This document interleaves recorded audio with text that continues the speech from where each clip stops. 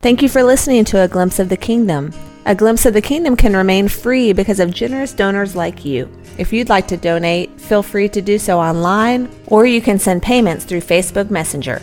Don't forget to tell your friends about it so that they can enjoy this ministry as well. Be sure to subscribe so that you don't miss any podcasts.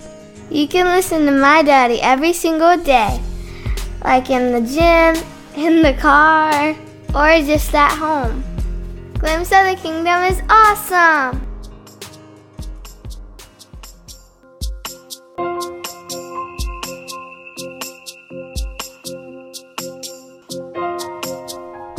Hello, and thank you for listening to A Glimpse of the Kingdom. I am David Pendergrass. If you haven't already, be sure to check out my blog, davidpendergrass.com, and my Twitter feed and so forth. I think you'll be happy that you did. I want to continue this podcast, pick up part 2 of just where we left off last time, and I'm responding to Seth Andrews, who is a former Christian and now is an atheist, goes around doing talks about his deconversion, and this talk was called Christianity Made Me Talk Like an Idiot. Let's jump back in. When I was a believer, a faithful believer, I would shrug and say, whatever will be, will be. It's all part of God's master plan. Everything happens for a reason. A church roof collapses on its worshipers in Nigeria. There must be a purpose. It's all part of God's plan. Everything happens for a reason. 12-year-old boy decapitated on a water slide in Kansas City. There must be a purpose, a grand design. Everything happens for a reason. 300 reindeer are struck by lightning in Norway. There must be a purpose. Everything happens for a reason. 30,000-ish people will starve to death worldwide today. Well, there must be a divine plan, a purpose. Everything happens for a reason. It'll all just work out. The Bible tells us, we know that all things work together for good to those who love God and those who are called according to His purpose. We sort of speak in these saccharine bumper stickers in the faith. They teach us to talk like this.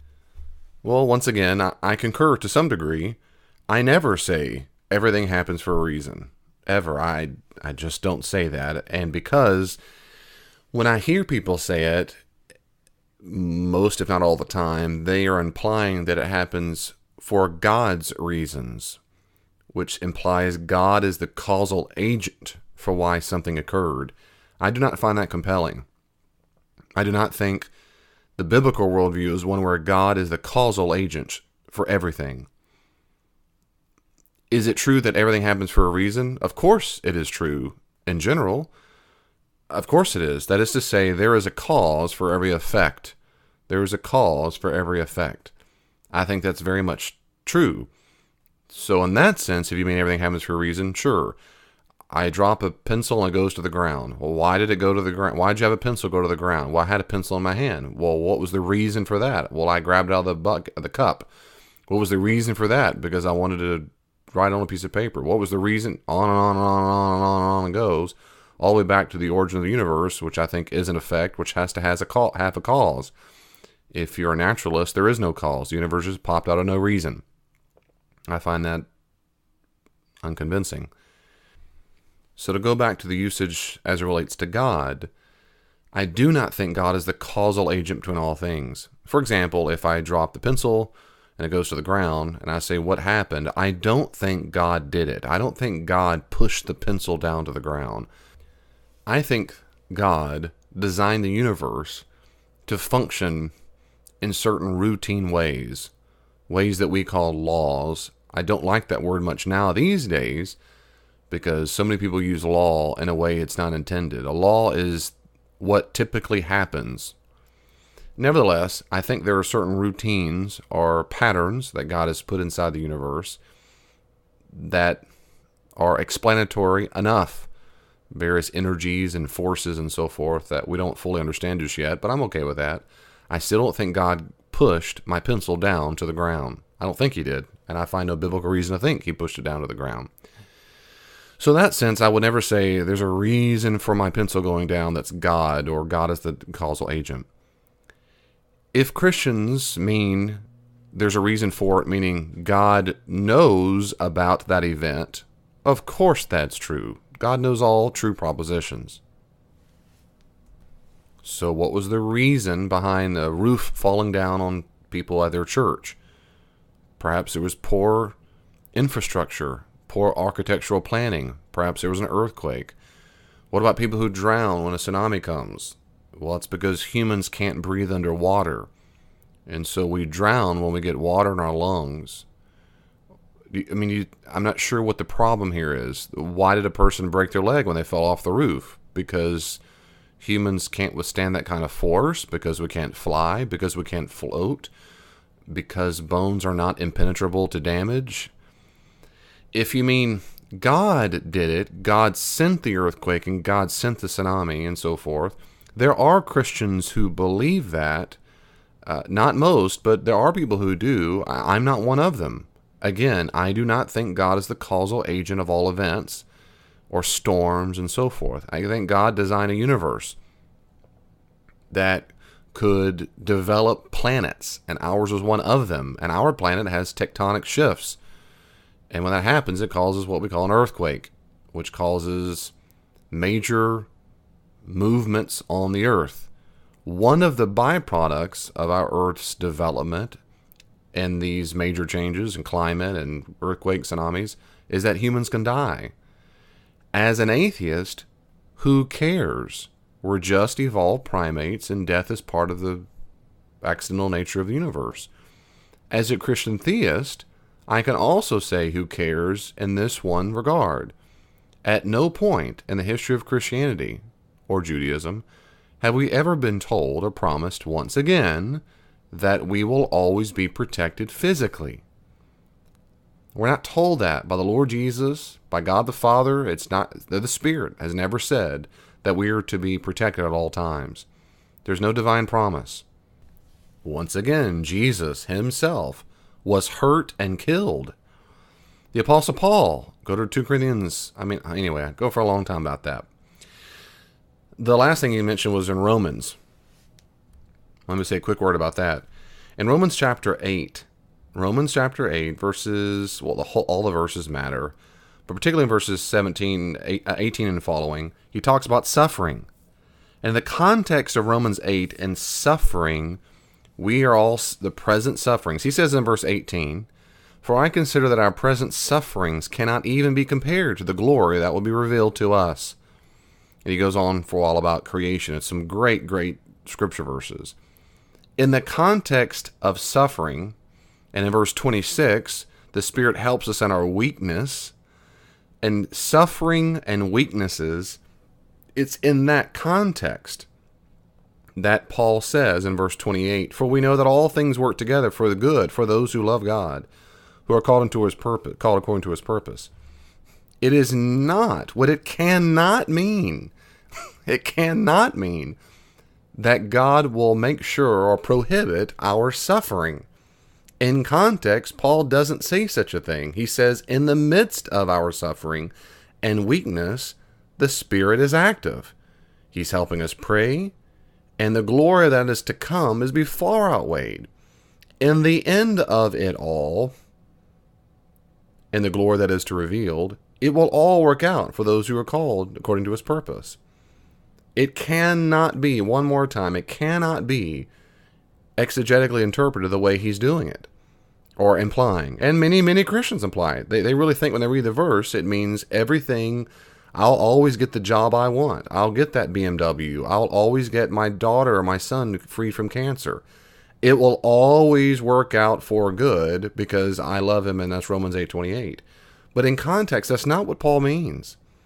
It is not a promise that whatever we ask, whatever we want, and whatever we think is good will occur. That's not how Paul's using the vocabulary. At least, that's not how he's using it in my understanding.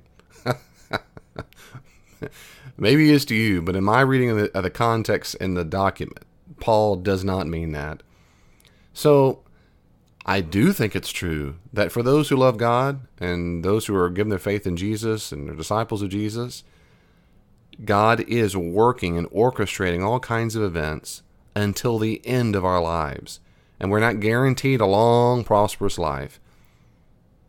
But until that point, he's working in the midst of what we go through, including our sufferings. But our sufferings have context. No matter how bad it is, it's nothing compared to the glory that is to come. The meme-verse is full of this stuff. Here's just a few examples. This one's one I saw spread on social media. It says, God never shuts one door without opening another. Actually, when God closes a door, he opens a window. Actually, sometimes God has to shut the door for our own benefit and protection, and there is no window. Until God opens the next door, praise him in the hallway. Have you guys seen that Betty Bowers meme with Jesus knocking on the door? It sums up the mission statement of Christianity perfectly. Jesus knocks and says, let me in. Why? So I can save you. From what? From what I'm going to do to you if you don't let me in.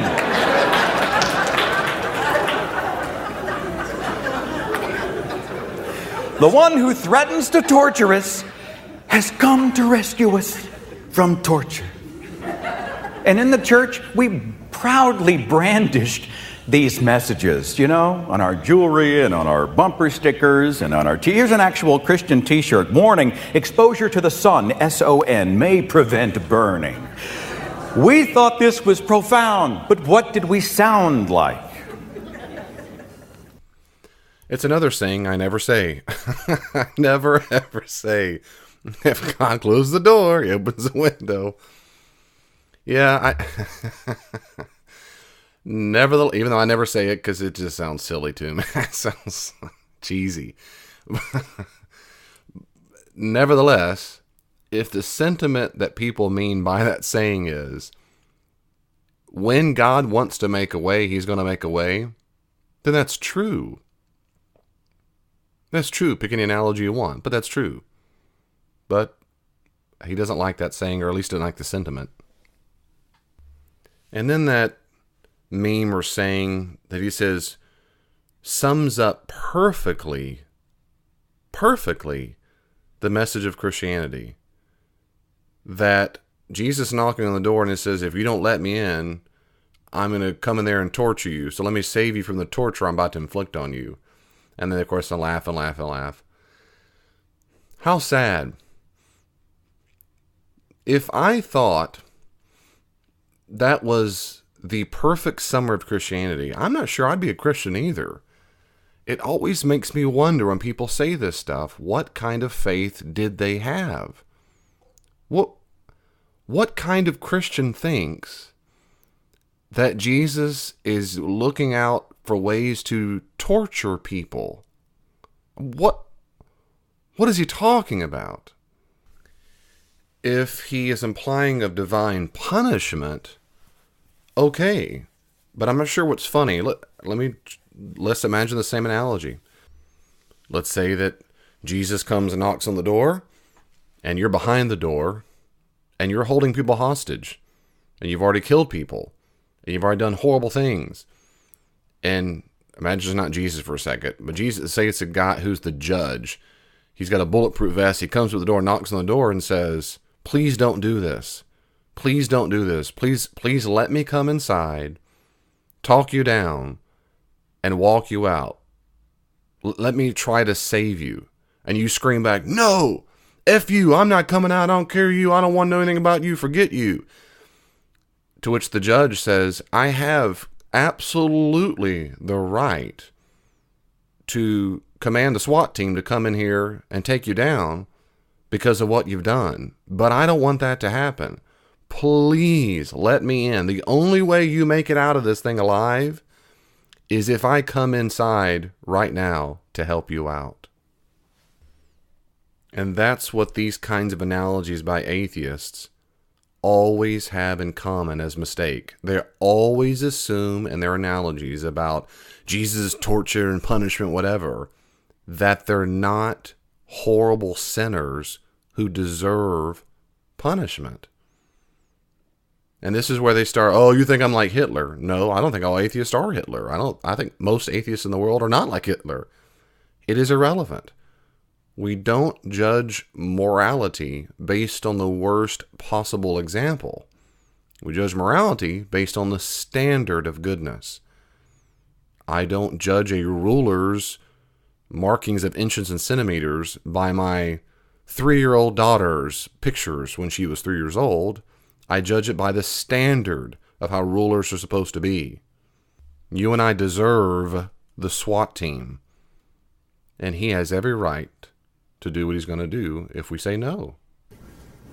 How much do devout Christians know about the Bible they pitch and promote as true? The Bible that's on their t-shirts, on their cross necklaces, and on those fish symbols on their cars.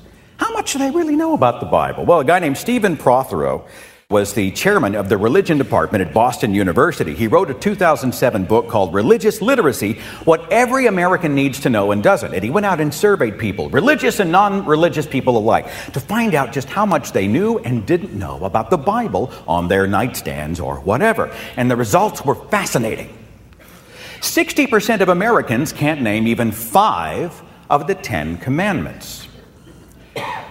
They usually remember the one about adultery and thou shalt not commit murder, thou shalt not steal, and then you see them start to drift, right? But if you were to ask them in advance, what are the most important commandments ever given to humankind? Well, the 10 commandments. What are they? I will agree with a lot of what he's saying and will say in this section, because biblical illiteracy and ignorance amongst Christians is embarrassing. I mean, it's ridiculous. I liken it, I was a Boy Scout for 3 years as a kid. It's like being a Boy Scout for several years and not knowing anything about scouting, never opening the Boy Scout manual, never reading, you don't know how to camp. You don't know how to tie knots. You don't know how to fish. You don't know how to do anything hardly at all. You don't know anything. I mean, it's shameful. But just very quickly, the 10 Commandments, usually most people would answer to say the biggest or most important commandments given in the 10 Commandments. I think they're wrong. The 10 Commandments served their purpose 3,000 years ago, 2,000 years ago, but not with Jesus. Jesus did not just simply restate the 10 Commandments. In fact, he didn't restate the 10 Commandments. He restated 9 of them. And the 10 Commandments do not trump the authority of Jesus. So in Christianity, please do not say or think that the 10 Commandments are the basis of our morality. I hope you'll go listen to my podcast on morality. I have, 5 or 6 weeks I did a study on morality. It's worth your time. Please go listen to that study on morality. There's a lot more there. But the 10 Commandments are not the basis of Christian morality. They're just not. And there's a lot more there, but here we go.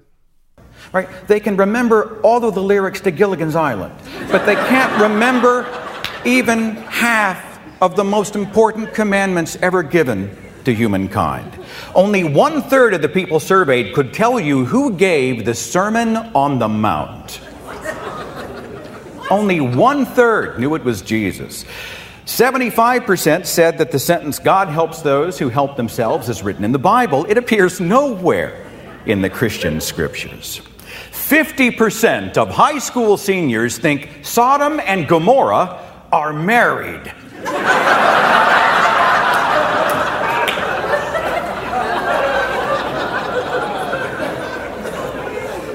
%10 of people surveyed think Noah's wife is Joan of Arc.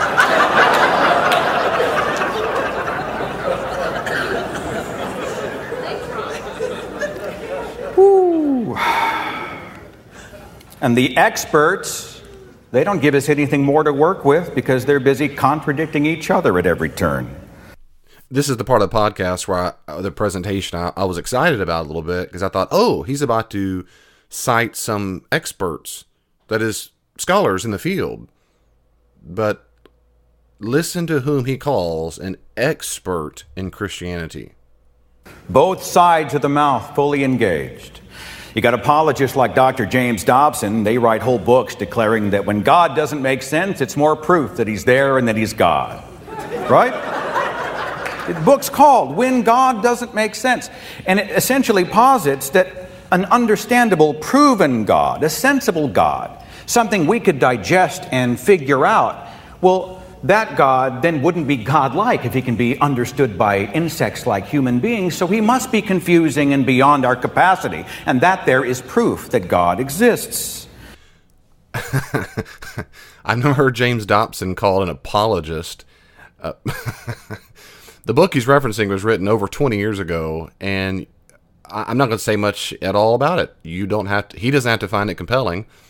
But the idea that James Dobson is an apologist and his voice represents the Christian view on this issue that he's implying is nonsense. I mean, this is nonsense to pick up one book and say, see what Christians say? They're idiots. I mean, this is nonsense. He's not done. Let's hear what he says. Right? We have to have faith. Without faith, it's impossible to please God. Faith, as it says in Hebrews, is the substance of things hoped for, the evidence of things not seen. This is a verse designed to sound profound while making absolutely no sense. Have you noticed? Faith has substance because it reflects what we hope is going to happen. And then that substance of hope serves as evidence for that which we do not have evidence for. This kind of...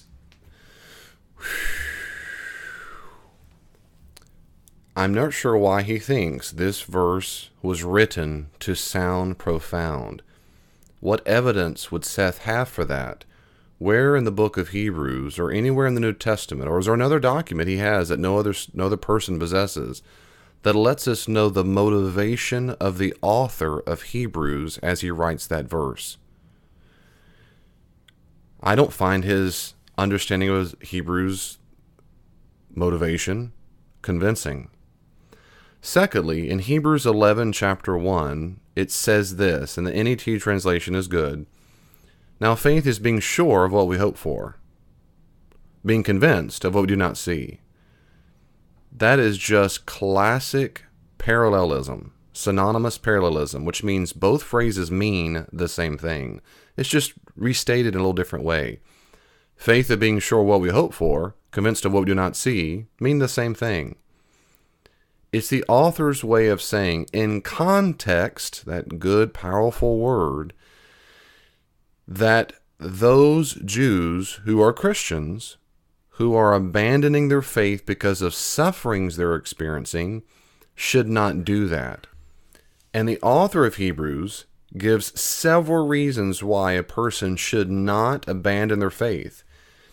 I wonder if Seth actually read this book before he decided to abandon the faith. But nevertheless, in context, this, what we call a chapter, chapter 11, is a whole chapter of evidences of biblical stories of various characters who did the right thing, even though doing the right thing caused them, at times, some bad things to happen, because they're waiting on something in the future. He sums up these things some went through. Look down in verse 36. And others experienced mocking and flogging, even chains and imprisonment. They were stoned, sawed apart, murdered with the sword. They went about in sheepskins and goatskins. They were destitute, afflicted, ill-treated. They wandered in deserts and mountains and caves and openings in the earth. And these all were commended for their faith, yet they did not receive what was promised, for God had provided something better for us, so that they would be made perfect together with us. Now, in context of the document, he means an inheritance found in faith in Jesus Christ. Now, use different metaphors, inheritance.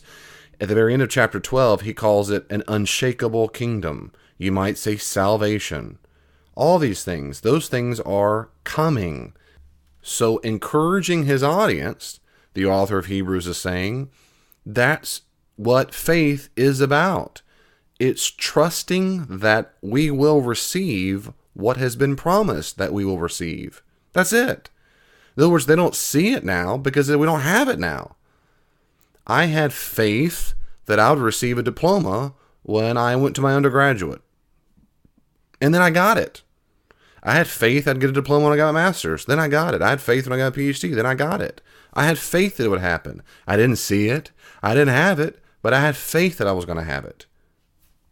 What so many people do is import into this word an assumption that is not there. And that is idea of unreasonable or unfounded or ungrounded. That is, faith is what we might call a blind faith. It's just trust me. Just trust me. The entire book or letter or document of Hebrews shows the contrary.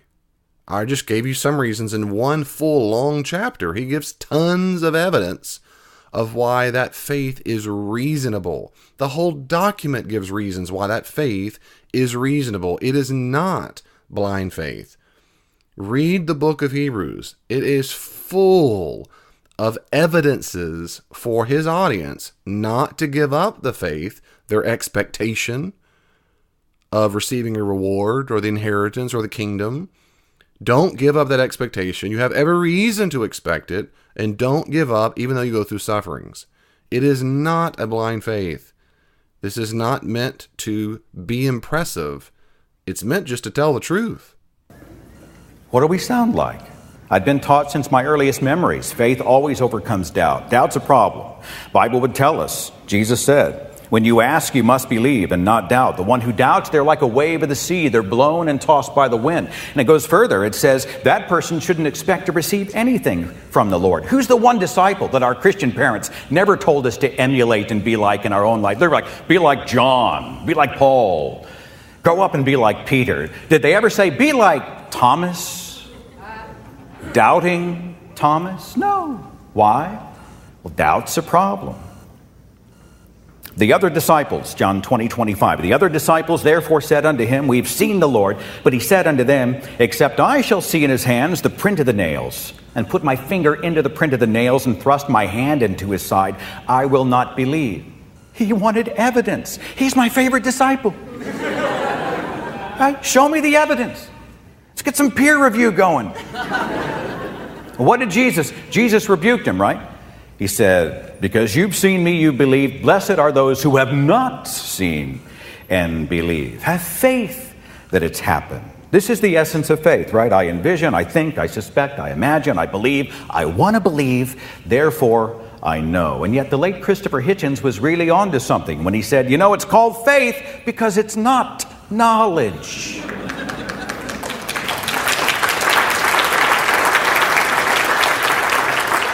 Bertrand Russell, where there's evidence, no one speaks of faith. We don't speak of faith that 2 and 2 are 4, or that the earth is round. We only speak of faith when we wish to substitute emotion for evidence. No problem. Okay, there's so much here. Let me start at the end. I agree with Christopher Hitchens. Yeah, I said it. Faith is not the same as knowledge. I agree with that.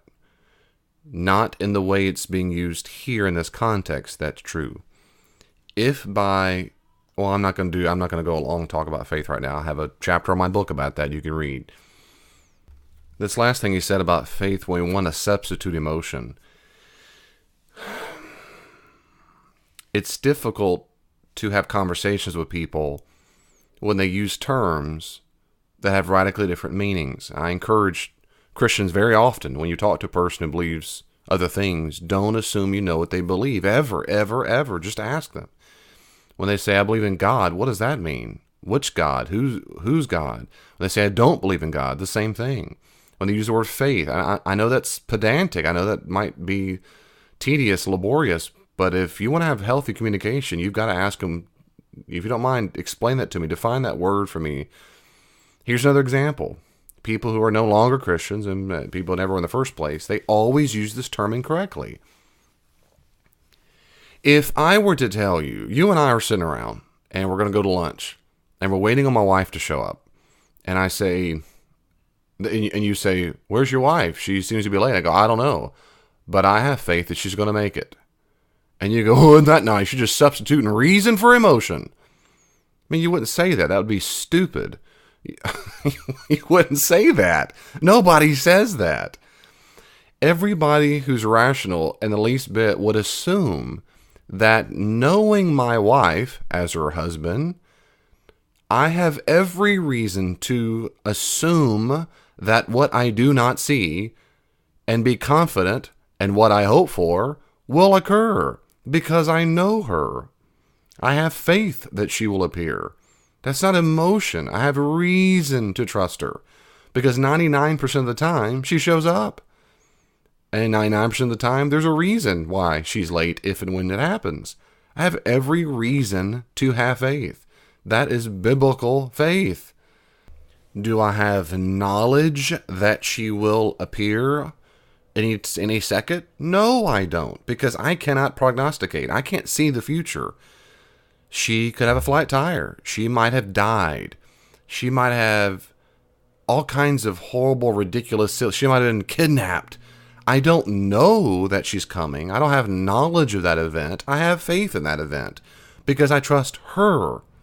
But I have every reason to trust her. But until she appears in our presence to go to lunch, I cannot use the word I know. Now, I can loosely. I can say, I know she's going to come. I know she'll make it. But that just really means I believe she will. I have faith that she will.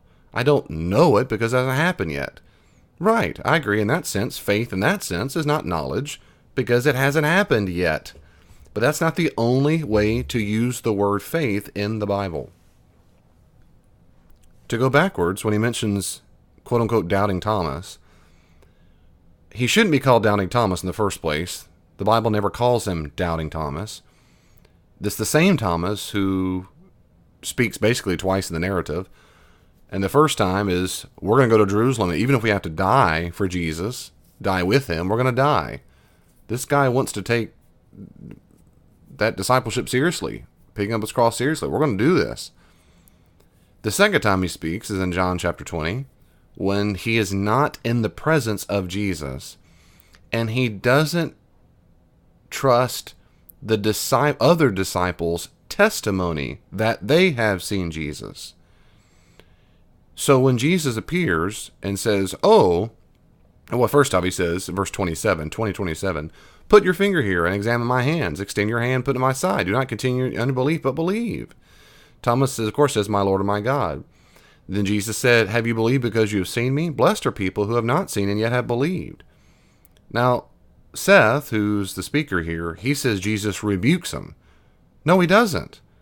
Jesus does not rebuke Thomas. He doesn't fuss at him. He didn't say, oh, you have little faith. How long have I got to put up with this horrible, sinful generation? He does it other places, not here.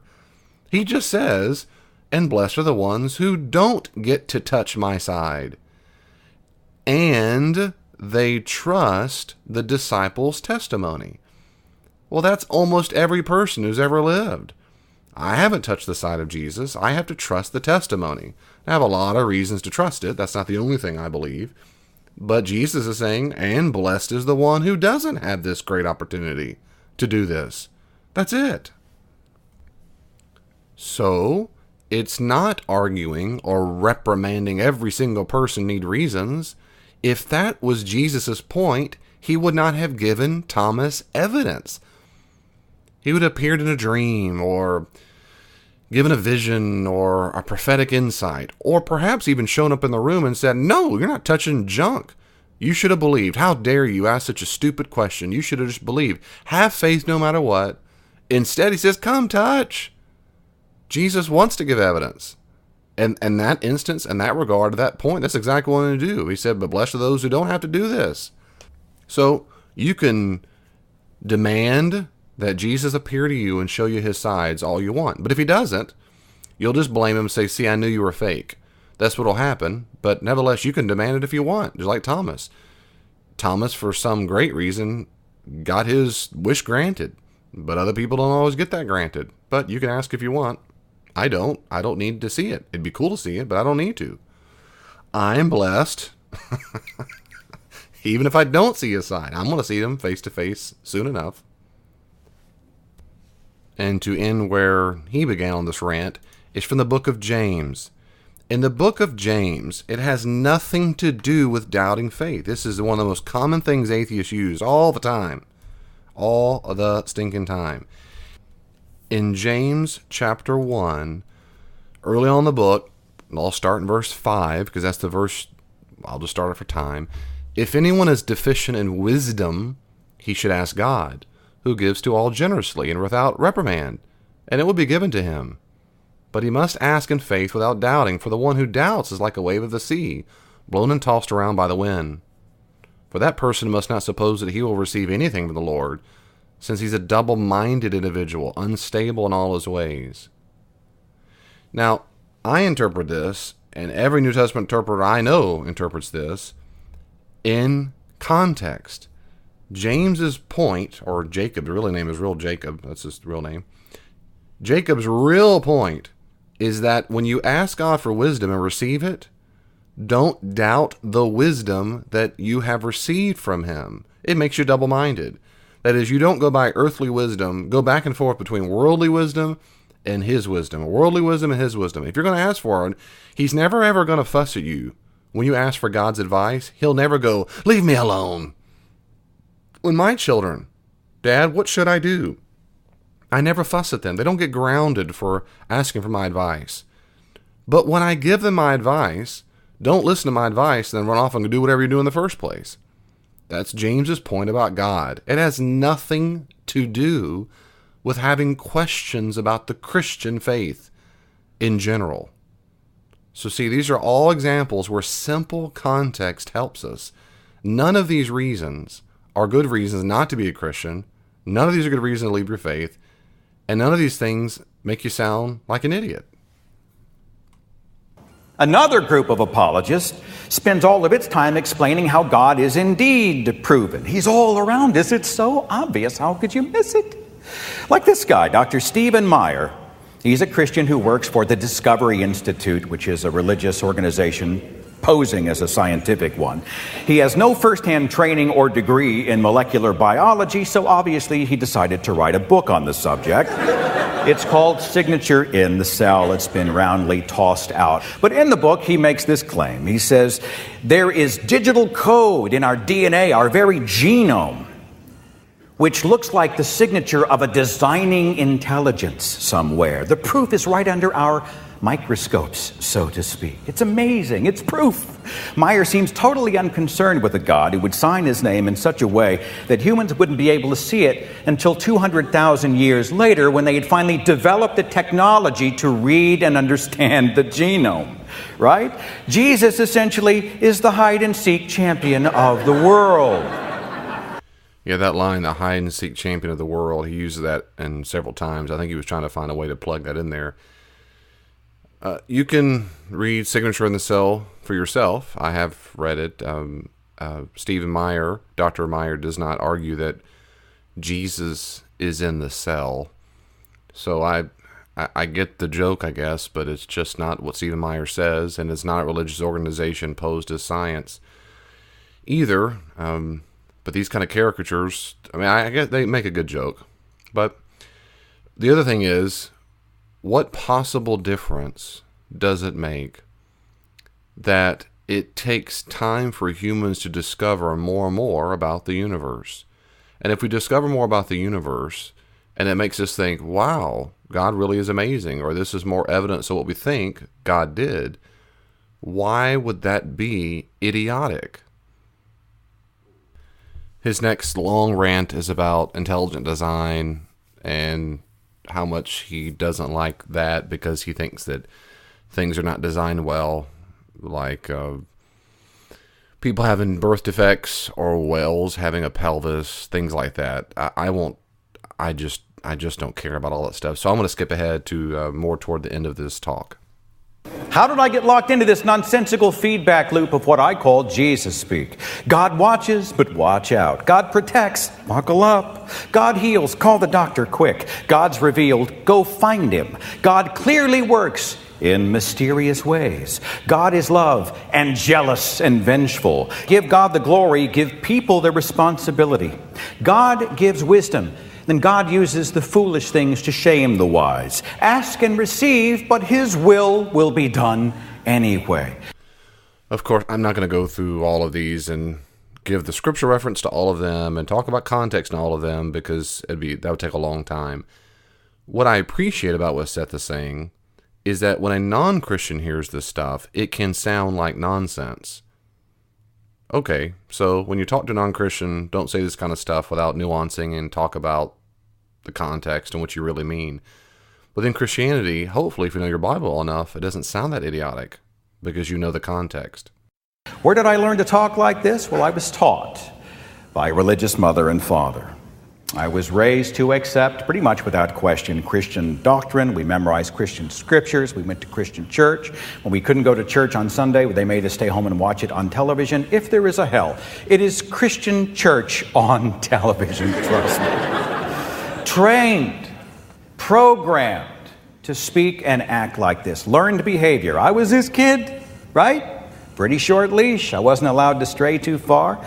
Wasn't allowed to ask too many questions. They didn't come back with the answer, Jesus. My whole life was a theological hand-me-down. I was told reasoning's a problem. Don't trust your brain. You trust in the Lord with all your heart. Whatever you do, don't lean on your own understanding. And here we see the problem with his background. I'm a Christian, and I'm a Christian parent. And at no time in my life has let me back up. I've been in church my entire life. That doesn't mean I've gone every Sunday, but I mean in general I've been in and out of church, even when I intellectually left the faith and I stopped going for a while. But in general, I've always gone to church. I've been in many different denominations. I'm a pastor myself. At no point in the history of my life do I have any recollection of any person ever, any pastor, any youth pastor, any music minister, any professor, any teacher, ever telling me what he just said he was told. No one's ever told me not to reason. Don't use my brain. And the scripture verse about not relying upon your understanding means earthly understanding, meaning unless God reveals information to you, don't think your own little thinking about how God is supposed to do things is good enough. Well, that's true. You don't know me. Let's imagine I'm talking to Seth. Seth doesn't know me. And Seth says, I got David all figured out. David believes X, Y, Z. And I go, don't do that. Don't trust your understanding. Trust mine. Wait till I reveal it to you. That's not a stupid assertion. That's common sense. And in any case, that kind of fundamentalism in which he grew up is very, very sad and unfortunate and horrible. And in my experience, and I know my experience is limited, but every single person I've ever heard or read about, and I know that's not everybody, but every person I've heard and read about who's abandoned the faith grew up in fundamentalist homes. They were taught not to, they were not to think critically about stuff and to be anti-science and anti-evolution and anti-everything. And then they rebel. Bart Ehrman, the most well-known atheist New Testament scholar, grew up in a fundamentalist home, went to fundamentalist schools. And fundamentalists don't represent Christianity. They just don't. They don't. And it's unfortunate. Very, very sad. It breaks my heart. I don't blame people when they abandon the faith, when they think the faith is only that particular kind of faith that one can adhere to. If you find yourself in a circumstance where you've heard these same kinds of things that Seth is responding against, let me encourage you, please don't think that understanding of anti-intellectualism and anti-study and anti-science and anti-everything is the only way to do it. I mean, I'm genuinely that's one reason I don't do these kind of podcasts. It genuinely makes me very sad that this kind of response is what he had and so many people have. And then he goes around and proselytizing many others to go, oh, well, if that's Christianity, then it is stupid. And then others have to come back around and try to disabuse them. And usually the door's been shut for so long, they don't care anymore. Anecdotes and quibs and funny pictures on PowerPoint are enough to convince a lot of people, and it's over with. It's a caricature, and it's unfortunate. A well-propagated lie must be the truth. I mean, of course, it's the most popular book ever printed. Of course, that's true. That's their proof. Its agents were God's prophets, and of course, if they laughed at these guys, they had their own prophets that they embraced and accepted and promoted. I was taught to be proudly ignorant of basic science. I must say, it was when I discovered the work of Richard Dawkins, and I started to read about some facts.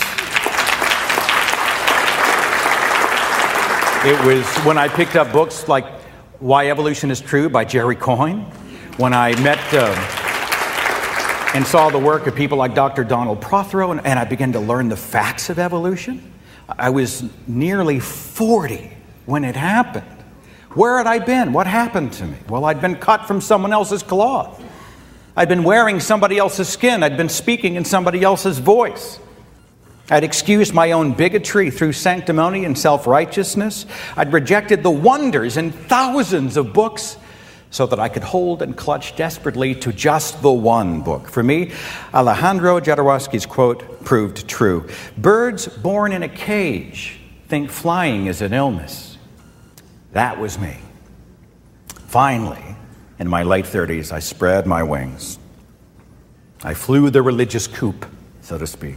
I came late to the party, but I am here, and for what it's worth, I'm glad to be here. Despite all my flaws and failings, despite the fact that I'm not a great thinker, I'm not a great physicist, I'm not a great philosopher, I don't have greatness in that way in me. I'm just a guy trying to figure it out here at midlife, trying to live truthfully.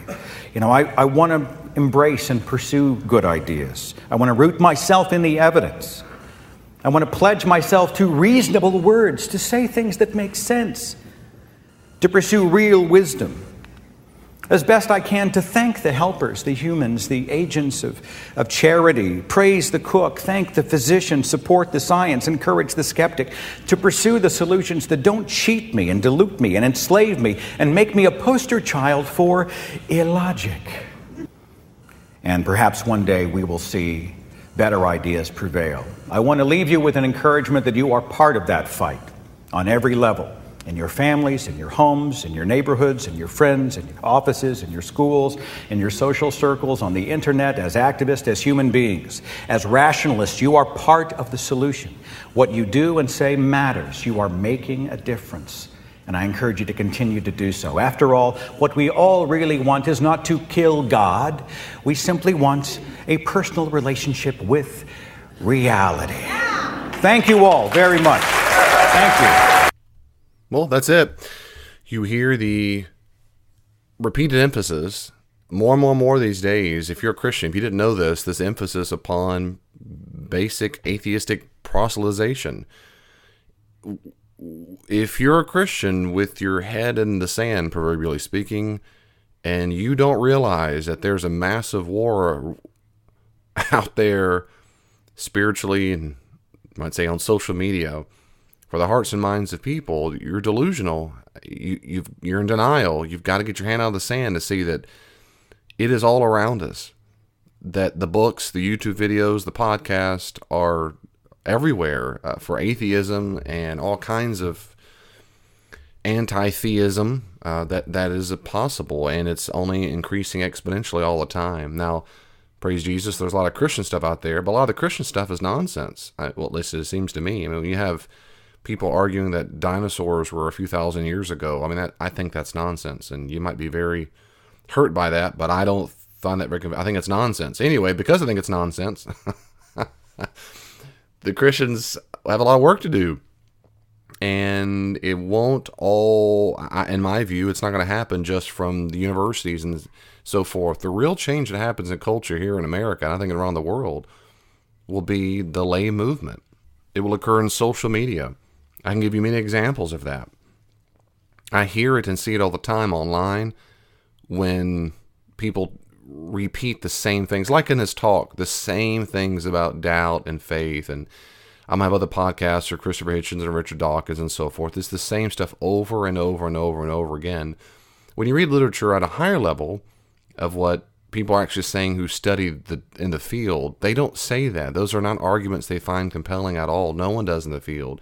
You can't show up to professional meetings and make those kinds of statements. They'd be laughed out immediately. But they can make 5,000 videos on YouTube and get 500,000 viewers to watch it, and because it's on YouTube and popular, or get some zingers and some anecdotes, all of a sudden people go, "What? That sounds good to me."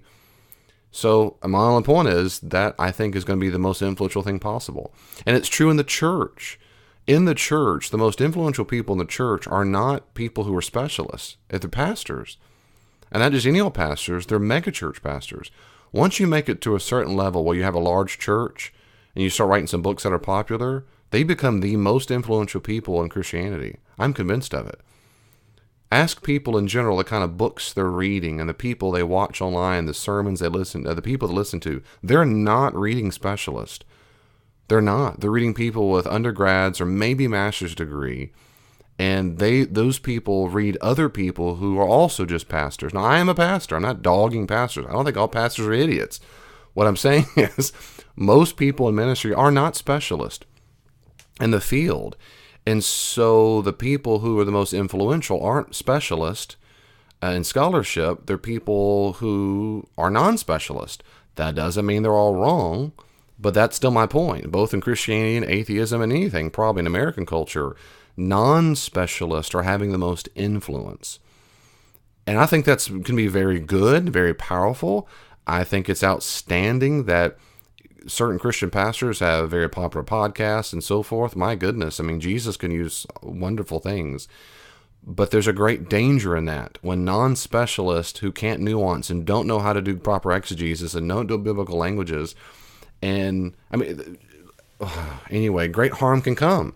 And it can harm people like Seth who don't know better and hear pastors and see the TV evangelist and whatever talk about non-specialists, people like them, John Hagee and all these people who are, anyway. Well, so sister and brother, there's my in response to Seth Andrews. Christianity made me talk like an idiot.